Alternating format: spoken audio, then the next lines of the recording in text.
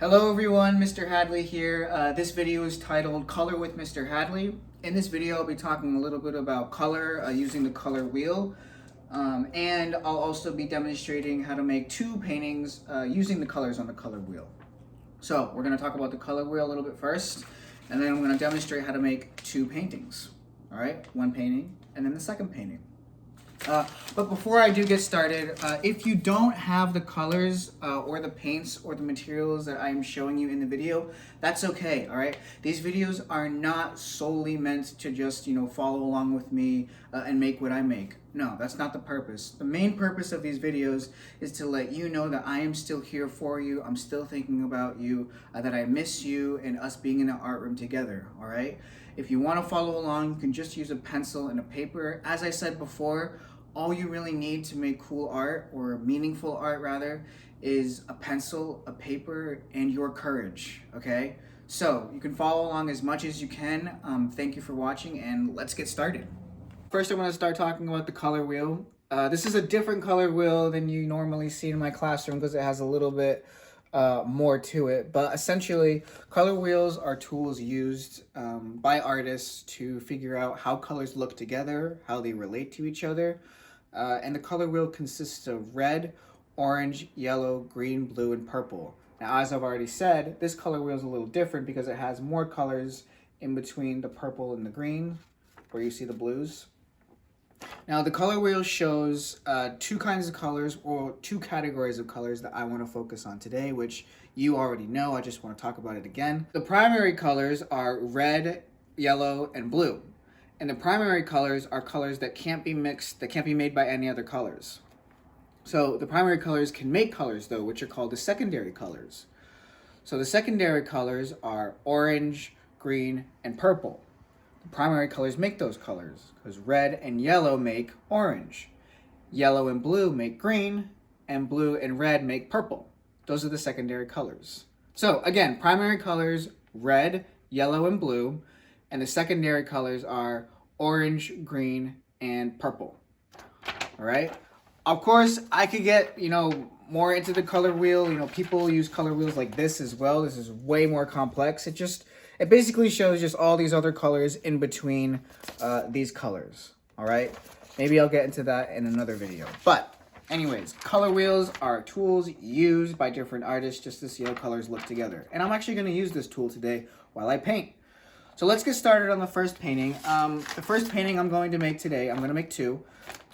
This is called a spiderweb painting. And as you can see, these lines right here sort of give off a spiderweb effect. Maybe you have another name for it. That's okay too. But I'm going to do a step-by-step and show you how this is done. You don't have to use the same colors. As I said before, if you don't have the paint or the colors, you can start the drawing and then you can add color to it whenever you feel like, or whenever you have the materials. You can even bring it back in the art room when the art room is open so that we can color this together. All right, so I'm gonna get started. All right, so I have this book underneath this paper just because I want a really hard surface to do this, which might be helpful for you as well. Today we're gonna start by drawing our web. And you can use a pencil. I'm going to use a Sharpie just so that you can see my lines. But you can see now that these strange, weird shapes that we're going to make. We're actually going to start with this shape right here, which is not really directly in the center, but it's somewhere close to the center over here. All right? So you need a blank piece of paper and a pencil. Find the center of the page. Move your finger over just a little bit to the left and stop right there. You want to make a dot. And then what you want to do is you want to make that shape that I talked about briefly before when you saw the example.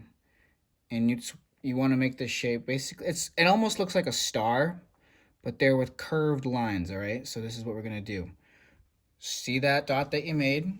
You want to start somewhere outside the dot. 1, 2, 3, 4, 5, 6. All right, so we have 1, 2, 3, 4, 5, 6 curved lines attached together. And now what you want to do is you want to make the same curved lines, only a little bit bigger this time, around this shape. And it's going to start to look a little strange, and it might get confusing to the eye, so you want to make sure that you work slowly and carefully.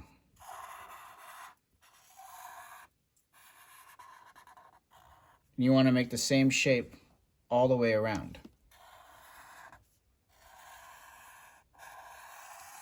Like I said, it might start to look a little strange. Somebody once told me that it looks a little wonky sometimes. Not really sure what the word wonky means, but we can pretend that we know what it means.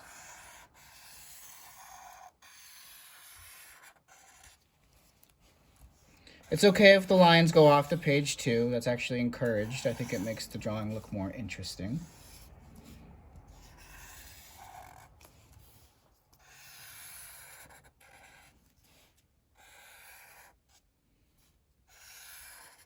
Okay?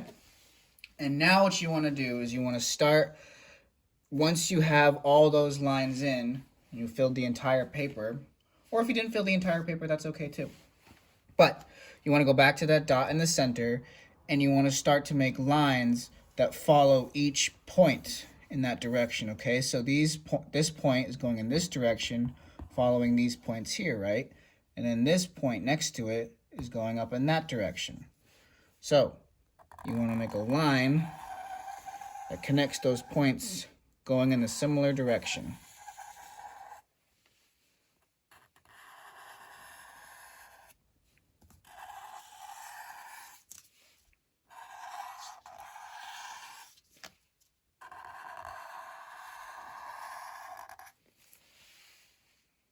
All right, and there we have it. And it does look a little strange, a little wonky, but I'm going to work with it.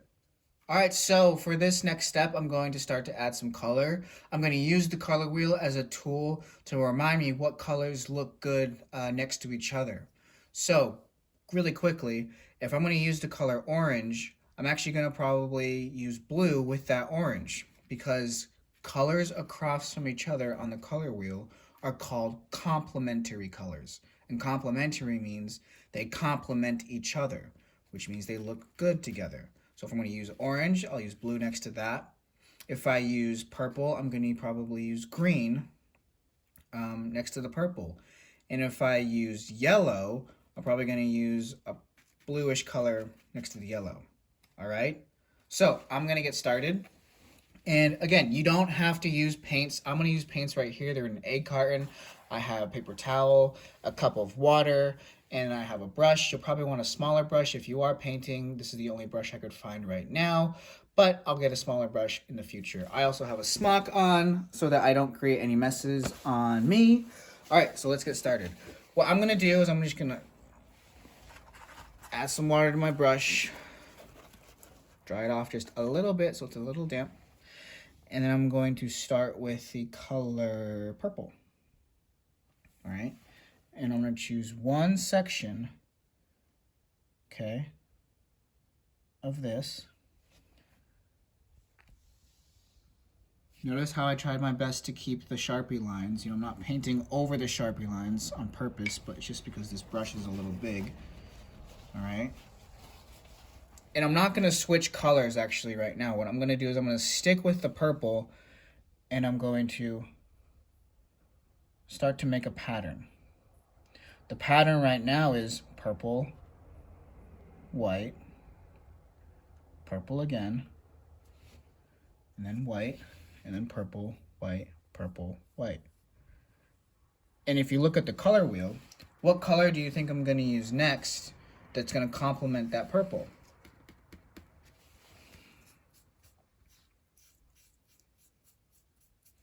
And just so you know, I'm actually not going to be painting this whole thing on camera.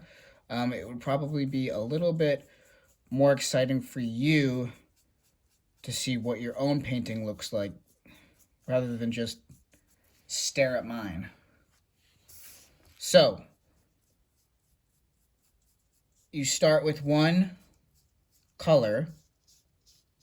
You make the pattern. Probably shouldn't be painting on the book. Let's take rid of the book. That's a better idea. All right. Clean off the brush now with the water and the paper towel. And what color did we say complements the purple? So what color is across from purple? Yeah. green. And I happen to have green. So you go back, and in the white spaces next to the purple, or in between the purple rather, do your best to keep the Sharpie lines there, or whatever tool you used for those dark lines. If it's pencil, that's fine too. A little bit more paint.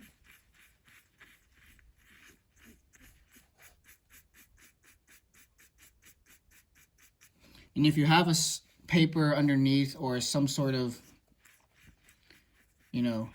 mat that is okay to get dirty underneath this painting, that's pretty helpful when you're painting, just so that you don't paint on any of the surfaces that you're not allowed to paint on or supposed to paint on.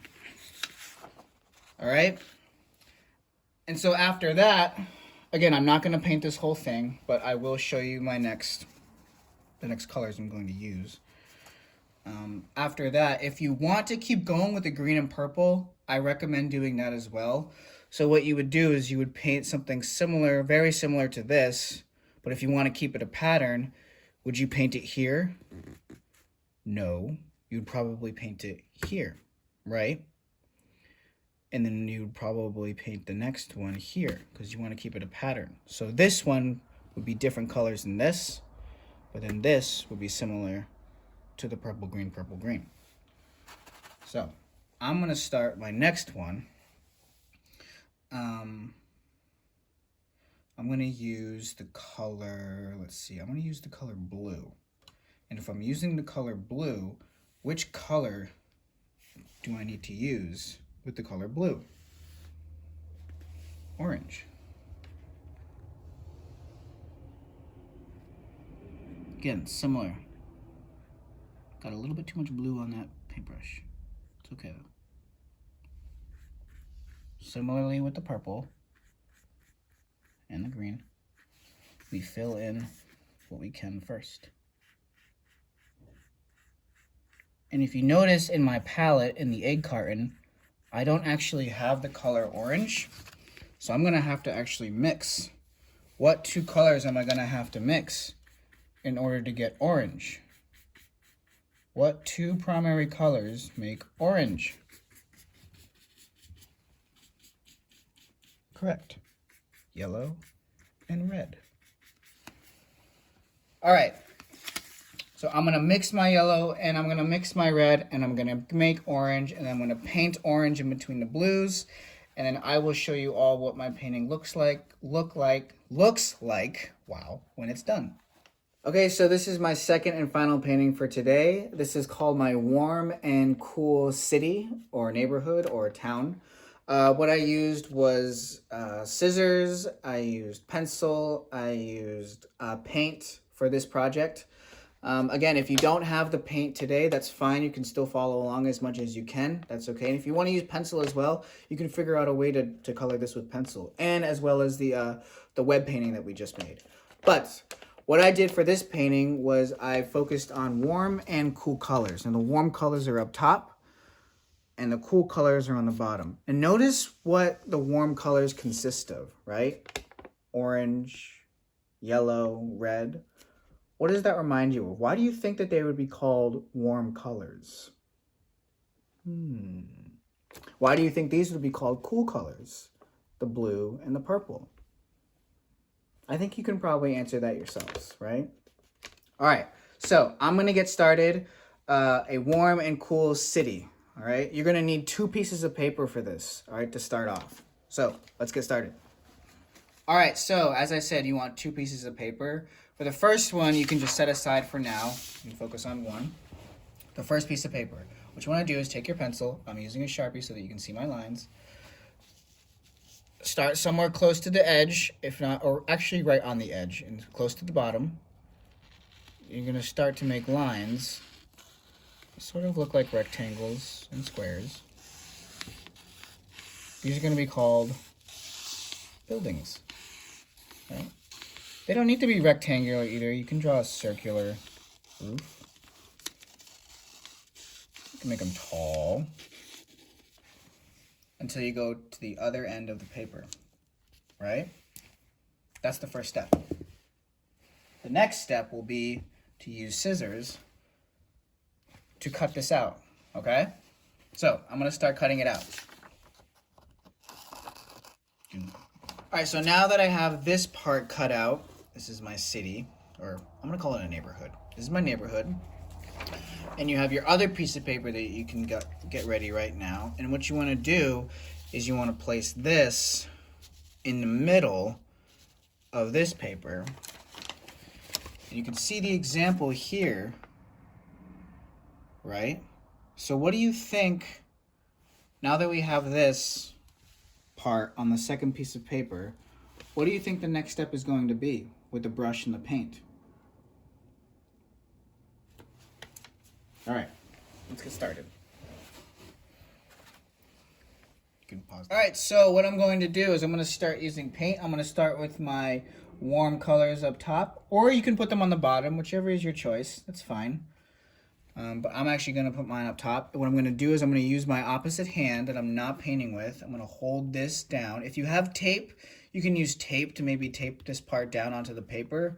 But I'm going to hold my cutout down on my second sheet of paper that I had. I'm going to use this brush and I'm going to gently start to trace the outline. Notice how I'm using the brush. Small, little, fast strokes. You don't have to go fast, you can go slow too. Need some more paint on my brush. And one of the key things about this painting is because you're using paper, or depending on the kind of paper that you're using, I'm using printer paper. So it's very, very flimsy and fragile. I'm not using a lot of water on my brush. If I was to use a lot of water on my brush, this paper could probably rip and tear very, very easily. So I don't have a lot of water on my brush at all, okay?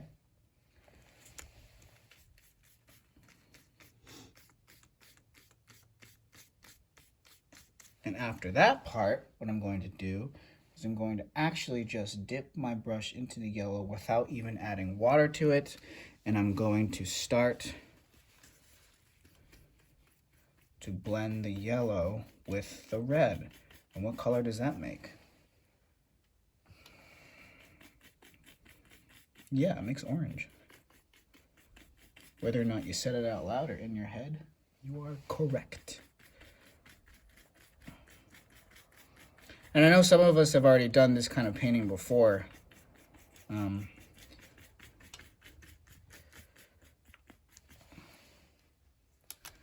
then now that you know how to paint up top of your cutout, how do you think you're going to paint on the bottom of the cutout? Notice how I didn't paint on the bottom parts of this. Why? Because I wanted to use the bottom parts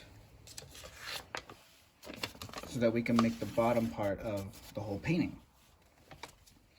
So I'm going to wipe my brush off now. I did not pick up my cutout just yet because I'm not done with it. I need to add the cool colors. So I'm going to start with blue.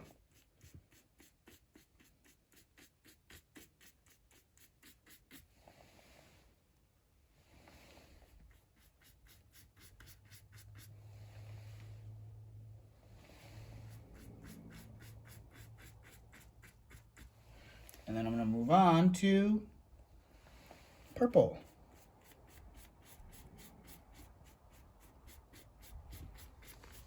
Maybe add a little bit more blue.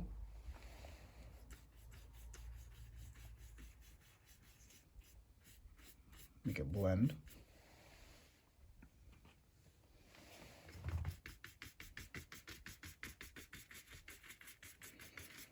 And I know I didn't mention to leave this bottom part blank in the very beginning.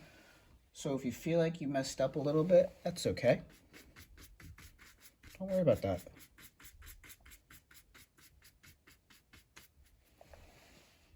You can keep trying. It's all a part of learning. All right. I know I didn't finish this entire piece, but I want to look see how it looks anyways right now. That looks pretty cool. What do you think? My warm and cool colored city. So now that I've showed you two paintings, I want to talk again briefly, finally, about the color wheel one more time. We used the color wheel first in our spiderweb painting to talk about complementary colors, right? Colors across from each other means that the colors look good together. And we used them to make a pattern, right? And the next painting that I showed you, we used colors on the color wheel that represent cool and warm colors. So the color wheel shows colors that mean many different things, right? Primary colors, secondary colors, warm and cool colors. And then again, you can get really complex with this color wheel that I have right over here. We can get more complex about it. You know, if you're interested, you know, keep looking up different kinds of color wheels. You know, there are so many color wheels that artists use. But today, again, we talked about colors that complement each other, warm and cool colors. Thank you so much for watching, and as always, if you have other ideas for any other kinds of art making, please feel free to comment below. The ideas for these two paintings today came from links that are below as well, and there are other links too that can lead you to more art making ideas. So, as always, thank you so much for watching. I will be posting again on Friday, so look for my Friday video. Bye!